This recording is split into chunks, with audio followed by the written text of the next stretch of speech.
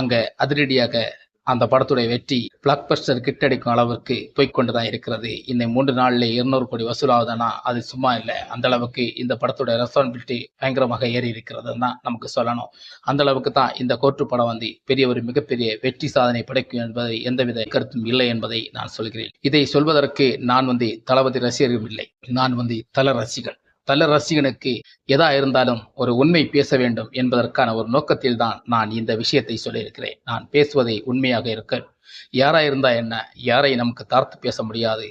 சாதனை படைத்தவர்களை சாதனை படைத்தவர் என்று சொல்லணும், சாதனை படைக்காதவர்களை சாதனை படைக்கவில்லை என்று சொல்வதுதான் நம்முடைய சேனலுடைய ஒரு முக்கியமான கருத்தை வைத்துதான் நான் இந்த வீடியோவில் பேசிக் கொண்டிருக்கிறேன். அதை போல்தான் நான் கடைபிடித்துக் கொண்டிருக்கிறேன். அப்படித்தான் நான் இந்த கோர்ட்டு படம் நேற்றைக்கு தான் போய் பார்த்துட்டு வந்த பிறகு எனக்கு படம் ரொம்ப பிடிச்சிருந்துச்சு. ஆனா சில விஷயங்கள், சில கட்டங்கள், சில குறைகள், ஒரு படம் என்றால் சில குறைகள்